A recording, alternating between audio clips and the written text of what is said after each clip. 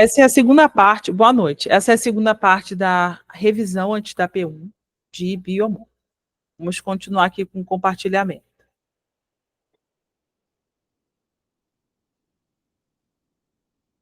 Vamos na questão 6. A PCR depende da repetição de ciclos de desnaturação, anilamento e extensão. Esses ciclos se repetem por cerca de 30 vezes ao final do processo. Uma cópia de DNA molde gera aproximadamente 1 milhão de cópias de segmentos de DNA. Isso é verdade. Por quê? Como eu falei para vocês, PCR é uma técnica que ajuda a copiar o DNA. Para quê? Porque se você consegue copiar o DNA daquela substância que está, dos seres vivos que estão naquele ambiente, você também consegue identificar se alguma bactéria, algum vírus nocivo está no meio daquele corpo, daquela substância que foi analisada. Isso é muito bom para identificar se algum vírus está ali, se alguma bactéria, se algum fungo, se algum protozoário está disperso naquele meio, tá? Isso faz várias cópias, porque precisa do DNA molde, que é o primeiro DNA que você insere, e esse DNA é desnaturado e colado, desnaturado e colado, desnaturado e colado 30 vezes até fazer várias cópias. Desnaturar é você quebrar as escadas da DNA, que formam a hélice DNA, para que cada escada gere uma outra escada nova. Isso faz com que haja muitas cópias. É o que está citando na questão, 1 milhão de cópias de segmentos de DNA. Quanto mais DNA você copia, mais fácil você vê se algum micróbio que tem um tamanho menor está no meio daquela substância que você coletou, daquela amostra que você coletou. Número 7. A metodologia de PCR é baseada na... Peraí, alguém botou alguma pergunta aqui.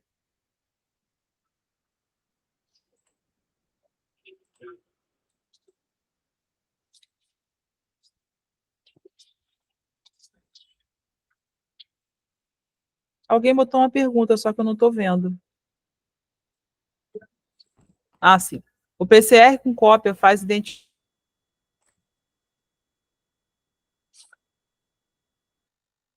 do DNA? Sim. Então, como iria fazer uma cópia e por meio dessa cópia você identifica a substância, o ser vivo que está ali no meio. Existem pesos moleculares de acordo com cada DNA. Cada DNA, se o DNA for muito complexo, ele tem um peso molecular maior. Se o DNA for pouco complexo, ele tem um peso molecular menor. Então, o peso molecular do DNA de um humano é muito maior do que de uma bactéria. Então, da mesma forma que o peso molecular de um vírus é muito menor do que de um ser humano.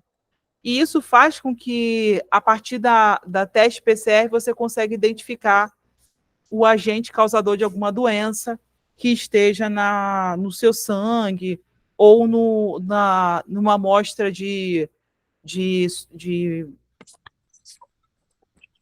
secreção nasal, secreção vaginal, ou qualquer coisa que você queira identificar. Tudo bem? Jônia, você quer perguntar alguma coisa? Você abriu o áudio? Não, tá tranquilo. Pode perguntar, tá, gente? Se eu estiver correndo muito, vocês pedem para eu voltar no que vocês não entenderam.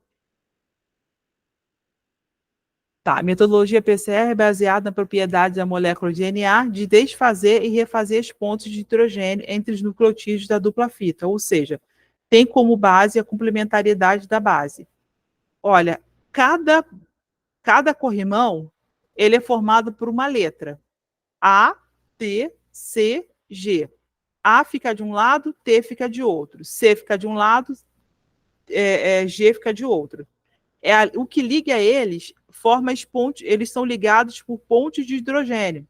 Então, para que essa molécula de DNA seja duplicada, o que acontece? Esse degrau que liga essa hélice é quebrado e é duplicado. Então, ao invés de ter inicialmente uma molécula, você tem duas, três, quatro, cinco, seis, assim sucessivamente. Um corrimão acaba promovendo o surgimento de um outro corrimão para formar várias moléculas. É como se fossem clone, entendeu? Só que, para que esse clone seja criado, é necessário quebrar esse corrimão, e esse corrimão, essa quebra promove a multiplicação. A divisão, no caso, não reduz, ela aumenta.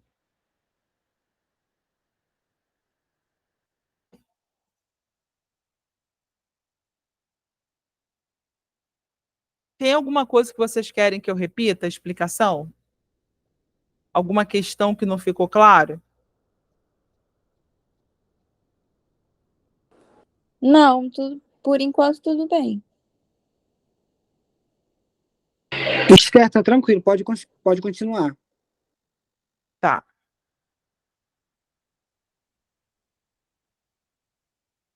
Agora eu vou abrir um outro arquivo. Deixa eu só parar a apresentação, que eu acredito que possa ajudar vocês.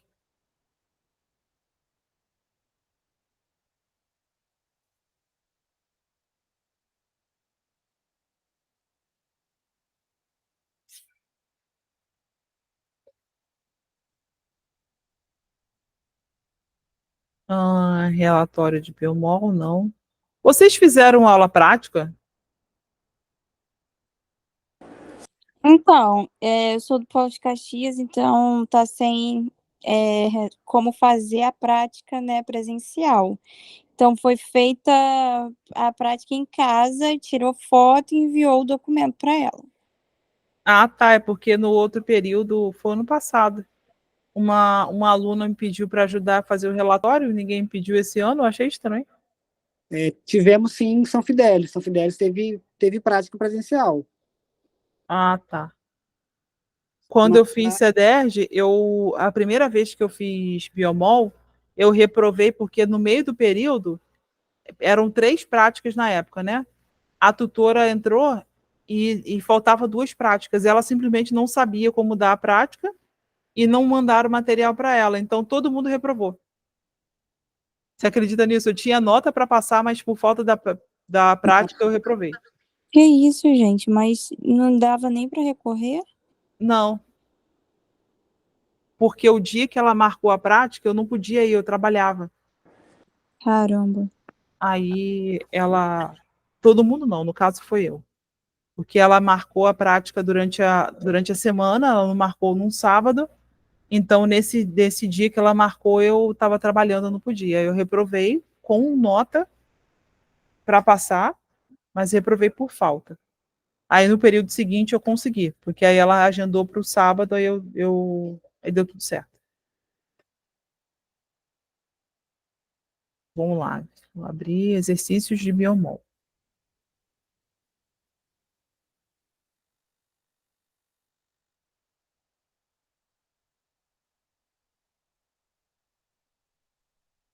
Agora é só esperar a boa vontade. Ah, abriu.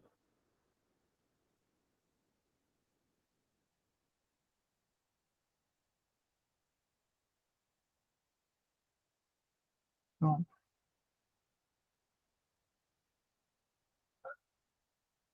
Esses exercícios são um pouquinho maiores, eu não sei se eu vou conseguir falar para vocês tudo, mas é interessante.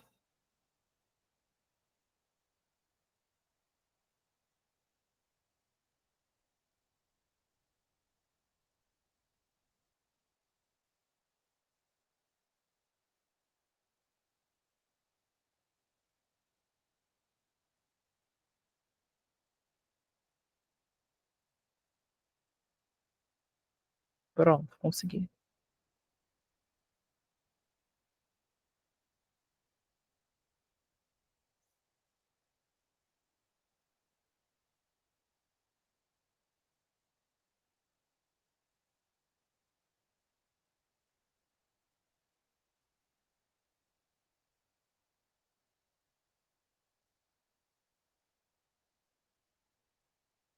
Vocês conseguem ler?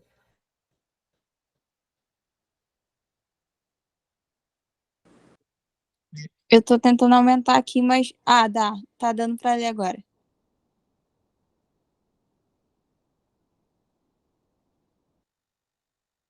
Dá? Tá. Dá sim. Eu me preocupo com isso porque se alguém estiver lendo assistindo esse vídeo, a pessoa tem que ler o que estou lendo, né? Porque senão não vai se perder. Ó, quais são os 3 componentes básicos de um nucleotídeo?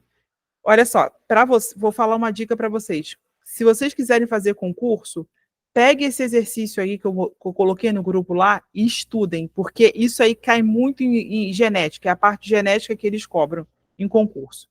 Isso é importante. Quais são os 3 componentes básicos de um nucleotídeo? Os nucleotídeos são formados por um açúcar de 5 átomos de carbono, uma pentose, uma base nitrogenada ligada ao carbono 1 da pentose e 1 ou 2 ou 3 grupamentos fosfatos ligados normalmente ao 5C5 da pentose. É como se fosse um pentágono com um tracinho. Esse tracinho é ligado a um nucleotídeo. Isso aí, essa organização, esse tracinho, ele tem uma capacidade de armazenar informações. Então, por isso que o nosso DNA armazena informações. É um negócio assim impressionante. Eu estava assistindo algumas aulas de biologia molecular antes de assistir a aula de vocês, para revisar, né? Porque tem coisa que eu estudei há muito tempo, está desatualizada para revisar. Que é a biologia molecular que eu estou mais acostumada é de câncer. Mas não é isso que eles cobram no CEDERJ. Então, eu tenho que estudar baseado no material que é cobrado no CEDERJ. A capacidade que o nosso corpo tem de armazenar informações nessa molécula de nucleotídeo é impressionante. A gente aprende e desaprende, ele retém e ele solta. Como são chamados e quais as diferenças entre nucleotídeos constituintes do DNA e os constituintes do RNA? É o que eu falei. Desculpa te atrapalhar agora. Não está atrapalhando, não, pode falar. Eu só queria depois, talvez, se você pudesse mostrar como essa pergunta 1 a gente poderia fazer em esquema. Porque eu já vi uma pergunta cair, foi até uma prova que pede para falar sobre os componentes, mas em esquema. Desenho? Isso. Tá, eu acho que eu tenho um material aqui que tem isso. Não é do CEDERJ, não, é por fora. Tá bom, Mas obrigada. eu vou mandar a foto, o print para vocês lá no grupo. Tá. Se der tempo, eu mando agora também. Aí deixa eu pelo menos, são 11 páginas, pelo menos eu vou colocar até questão 10 com vocês. Depois eu vou gravar um vídeo com as outras questões e boto no grupo, tá bom? Ó, como são chamados e quais as diferenças entre os nucleotídeos constituintes do DNA e os constituintes no RNA? Olha só, os DNA. Os nucleotídeos constituídos são chamados de desoxirribonucleicos. RNA ribonucleicos. O desoxirribonucleico contém açúcar desoxirribose, as bases purínicas adenina, guanina e pirimídicas, citosina e timina. Já os ribonucleicos contêm o açúcar ribose e as bases purímicas adenina e guanina e as bases pirimídicas, citosina e uracila. São 2 letras que diferem. No DNA é A ligada a T e G ligada a C. Isso no DNA. No RNA é A ligada a U e C ligada a G. Qual a principal diferença entre uma purina e uma pirimidina? Desenhe a estrutura de uma base nitrogenada derivada da purina e outra derivada da pirimidina. É isso aqui que você está com. Você quer colocar? Helene? Oi? Essa questão aqui que você quer que eu bote o desenho? Eles tinham pedido para fazer o desenho da estrutura do nucleotídeo mesmo. Tá, deixa eu só dar uma olhada se eu tenho a apostila do CEDERJ aqui no...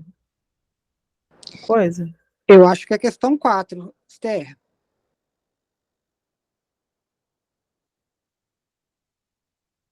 Ah, tá. Qual a diferença entre nucleosídeo e nucleotídeo? Desenhe a estrutura desses componentes. O nucleosídeo é formado por uma base nitrogenada ligada a uma pentose através do carbono C1. Já o nucleotídeo é constituído por uma pentose e uma base nitrogenada ligada ao C1 da pentose. Isso aqui eu só vou explicar melhor para vocês daqui a pouco, quando eu tirar o print da foto. Print da foto. O print dessa imagem na apostila. Porque eles querem que vocês respondam de acordo com a apostila. Então, é isso que eu vou mandar para vocês. Daqui a pouco eu vou mandar lá no grupo essas duas imagens. Figura 3.4 e 3.6, tá bom? Associe as duas colunas. A, ligação fosfodiéster. B, ligação N-glicosídica. C, fosfato éster, fosfoéster.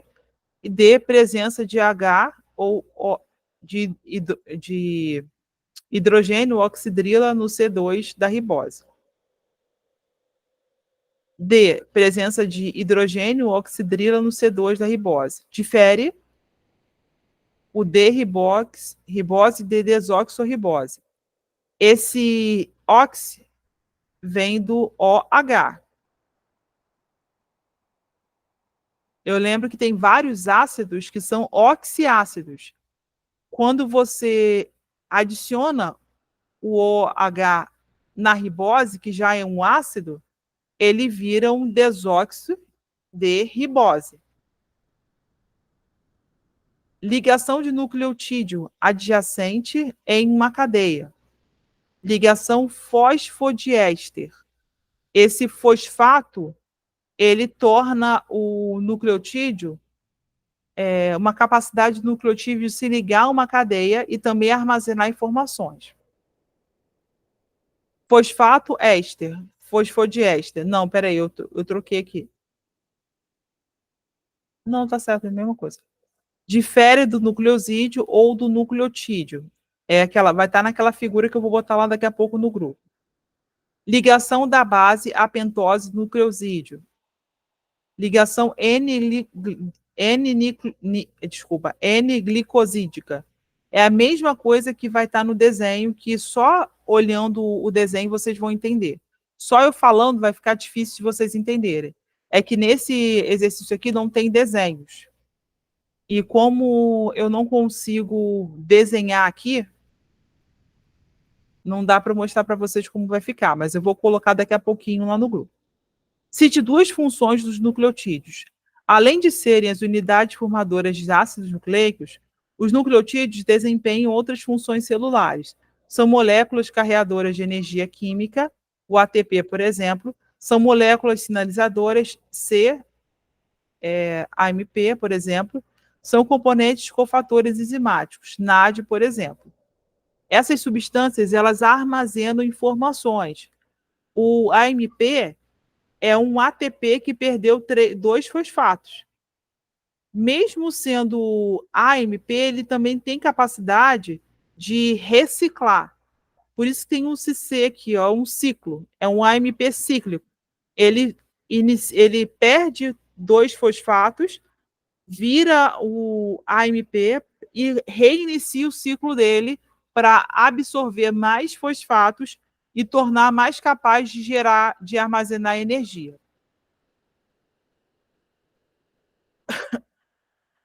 Esse NAD ele pode se ligar a um fosfato para gerar uma molécula energética que pode transferir no nosso corpo energia de um lado para o outro. Qual o tipo de reação que ocorre entre dois nucleotídeos para a formação de um dinucleotídeo? Represente os reagentes e produtos dessa reação. Ocorre uma reação de condensação, havendo formação de uma ligação fosfodiéster e liberação de água e pirofosfato orgânico. NTP, ele substitui a base nitrogenada adenina por nitrogênio, TP.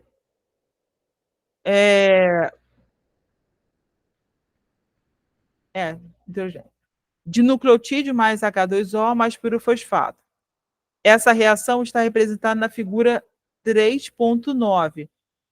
Isso aqui é para gravar. Infelizmente, eu vou ter que colocar todas essas figuras para vocês e correlacionar com as questões abordadas por ela. Esquematiza a estrutura de uma cadeia polinucleotídica, localizando os 3 componentes e suas localizações. Eu acho que quem faz biologia deveria ter aula de desenho, porque é tanta coisa que tem que desenhar que é impressionante. Esse esquema está representado na figura 3.10. Ao longo de toda a cadeia, existe um fosfato ligado a um açúcar. Toda vez que eu ouço ou leio a palavra fosfato, eu lembro de um pentágono. Esse pentágono é a melhor forma, ou um triângulo, que é a melhor forma de você lembrar o fosfato, é um triângulo por causa da ATP e fosfato por causa da base nitrogenada. Cada pontinha significa uma ligação carbônica. A base nitrogenada tem 5 ligações carbônicas, então tem 5 pontinhas. O ATP tem 3 ligações carbônicas, então tem 3 pontinhas. Cada pontinha tem uma substância ligada a ela. Quanto maior a quantidade de ligações carbônicas ou de substâncias, mais capacidade de armazenar energia ou informações aquela molécula tem. Então, o ATP armazena energia. A base nitrogenada, por ter 5 pontinhas, ela armazena informações. O que diferencia as moléculas de ácidos nucleicos é a sequência de base nitrogenada ligada a cada açúcar da cadeia. Tá? Esse açúcar da cadeia, ele também ajuda a fortalecer essa ligação, tornar mais eficiente a conformação ou a absorção de algumas informações.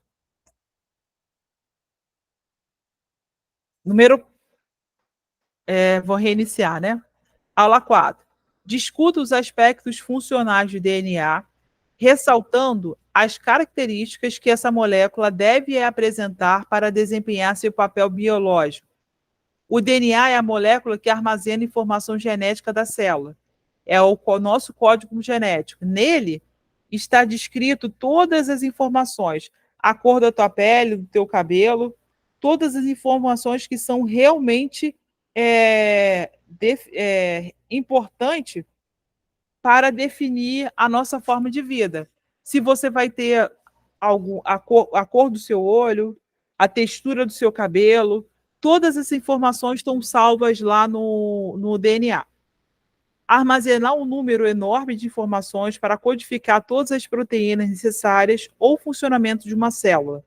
Duplicar-se com confiabilidade para garantir que as células filhas contenham o mesmo conteúdo genético que a célula-mãe. Permitir alterações em situações raras, o que garante a variabilidade genética aos indivíduos de uma população.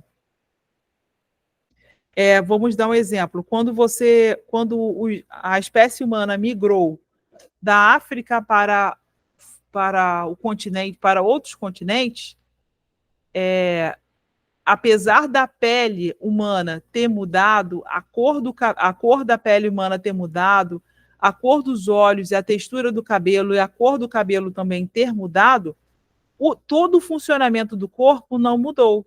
O que aconteceu é que foi necessário realizar essas alterações para que o ser humano pudesse se adequar às condições alimentares, de temperatura, nesse novo ambiente. Porém, é possível que uma pessoa que é loura de olho azul tenha filhos, case com uma pessoa branca também, tenha filhos negros. Aí você vai pensar assim, nossa, mas ela traiu o marido. Aí se você avaliar quem foi o pai e a mãe, quem foi o avô, quem foi o bisavô, se na linhagem daquelas pessoas, tanto do pai quanto da mãe daquele bebê negro, você vai ver que houve uma conservação de um gene que naquele momento, depois de 2 ou 3 gerações, ele se manifestou. Tá? Mas isso é uma situação rara, isso não acontece com muita frequência. Porque se acontecesse, a maioria dos casamentos iam se desfazer, que ninguém ia entender, né? Por que que eu sou branco e tenho filho negro, ou por que que eu sou negro e tenho filho branco. Ele conserva algumas informações que, em situações raras, se manifestam. Discuta as características do modelo estrutural DNA proposto por Watson e Crick. O modelo proposto por Watson Crick consiste em duas cadeias polinucleotídicas, chamadas de fitas ou filamentos. São os corrimões da escada. Helicoidais, é como se fosse uma escada caracol, enoveladas para a direita e ao redor em um eixo comum, formando uma dupla hélice em 20 angstrom, acho que é angstrom de diâmetro. A estrutura tridimensional do DNA se assemelha à estrutura de uma escada em espiral, que a gente chama de caracol. A natureza antiparalela das fitas que formam a dupla hélice garante um ótimo alinhamento das bases. A complementariedade das fitas que compõem a dupla hélice DNA assegura a formação de uma duplicata exata da informação genética parental quando o DNA é replicado. Quando uma pessoa faz teste de DNA para identificar quem é pai ou quem é mãe, só que quando é mãe, existe uma outra diferença. A mãe tem DNA mitocondrial. O pai não passa o DNA mitocondrial para o bebê. Por quê? Porque a função da mitocôndria no espermatozoide é dar força para que o espermatozoide consiga entrar no óvulo. Porém, todas as organelas do óvulo da mãe são conservadas, mas somente o material genético e algumas poucas organelas entram no óvulo. Dentro do óvulo, aquele óvulo seleciona. Você não pode pensar que o óvulo só recebe um espermatozoide. Vários espermatozoides entram lá. Porém, o melhor DNA, o DNA mais saudável, é aquele que consegue entrar no núcleo e fazer a junção, né? A reprodução. Vocês já devem ter estudado imuno já? Imuno, não. Eu já fiz imuno. Então, quando você estuda imuno, existe uma série de moléculas dentro da célula que destroem aquilo que não presta e só conservam aquilo que presta, o MHC. MHC de classe 1 ou MHC de classe 2. Só que esse MHC, ele seleciona aquilo que vai ser conservado e aquilo que não vai ser conservado. Então, quando dois espermatozoides penetram no ovócito, aquele que vai ser útil para a célula é conservado. Então, ele consegue migrar até o núcleo e fazer a fecundação. Já os outros que entraram e que não são úteis para a célula são destruídos e são absorvidos como alimento para aquele ovócito. Tá? Então,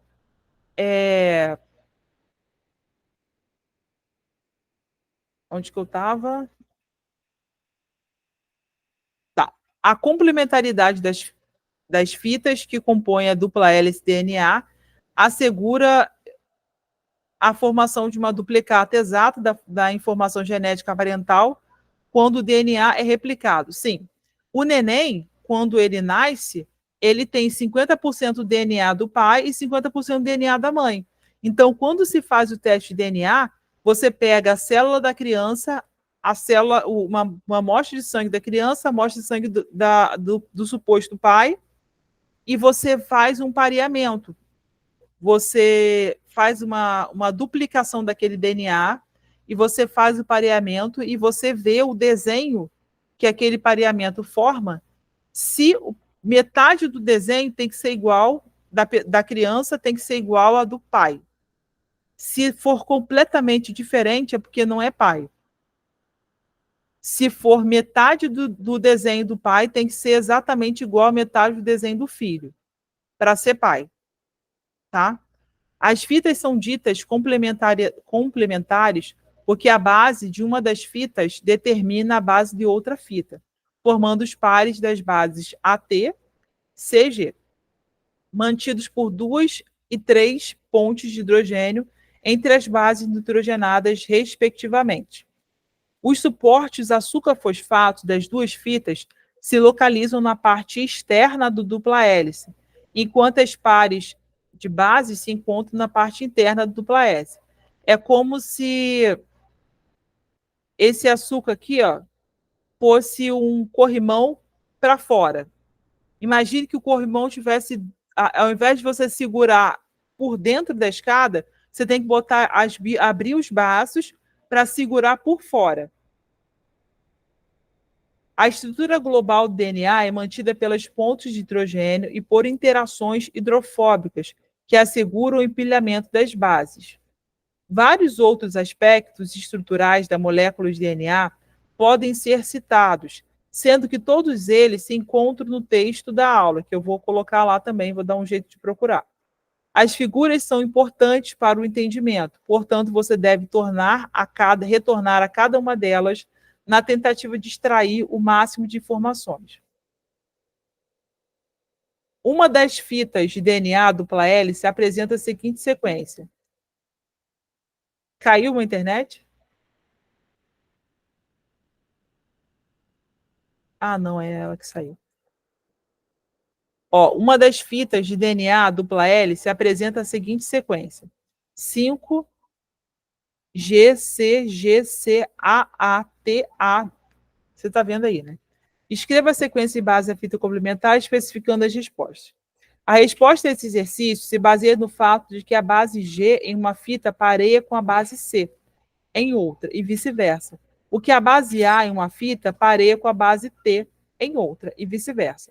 Além disso, é importante lembrar que as fitas são antiparalelas, ou seja, a extremidade 5 de uma fita coincide com a extremidade 3 da fita complementar. Assim, a sequência da fita complementar é 5, 3. Espera aí.